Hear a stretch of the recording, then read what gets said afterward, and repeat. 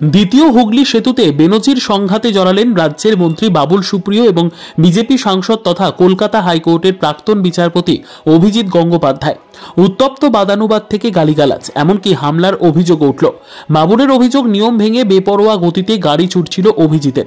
সেই নিয়ে প্রতিবাদ জানাতেই অভিজিৎ তার উপর চড়াও হন বলে অভিযোগ বাবুলের। পাল্টা বাবুলের বিরুদ্ধে গালিগালাজ, হামলার অভিযোগ তোলেন তমলুকের বিজেপি সাংসদ অভিজিৎ। শুক্রবার রাত 9টা নাগাদ দ্বিতীয় হুগলি সেতুতে এই ঘটনা ঘটে।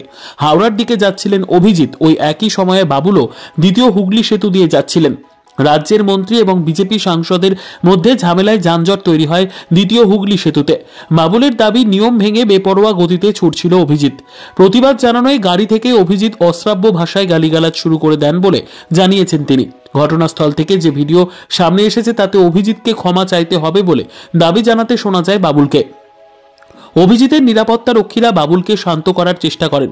অভিজিৎ গালি দিয়েছেন, তাকে ক্ষমা চাইতে হবে বলে জানান বাবুল। ঘটনার সময় ভিড় জমে যায় দ্বিতীয় হুগলি সেতুতে। অভিজিৎ গাড়ি থেকে নামেননি। বাবুলও জানিয়ে দেন, ক্ষমা না চাইলে অভিজিতের গাড়ি যেতে দেবেন না। বাবুল জানান, কানের কাছে লাগাতার সাইরেন বাজছিল অভিজিৎ গাড়ি। গোটা রাস্তা স্কুটার, বাইক দেখে তীব্র হর্ন বাজাতে বাজাতে যাচ্ছিল অভিজিতের গাড়ি। এক মোটর সাইকেলের দুর্ঘটনা হয়, তারপরেও সাইরেন বাজাতে থাকেন অভিজিৎ। তাতে অভিজিৎকে তিনি সাইরেন বাজানো বন্ধ করতে বলেন। এর পাল্টা গাড়ির মধ্যে থেকে অভিজিৎ তাকে গালিগালাজ করেন বলে অভিযোগ।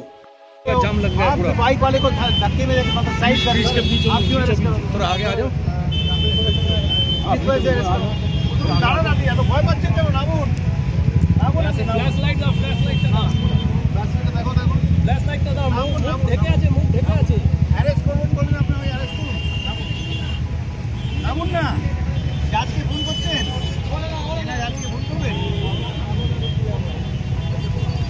না সরি বলতে ভাই তুমি বলো আমাকে সুরে বাচ্চা কেন বললে আমাকে বলো আমার তোলা একদম লাল গাড়ি নেই আমি তো নরমাল চালাচ্ছি আপনি তো গাড়ি অনেক দিন ধরে চিনি আমি যথেষ্ট ভদ্র লোক আমার সুরে বাচ্চা আপনি তো যথেষ্ট অনেক ভদ্র লোক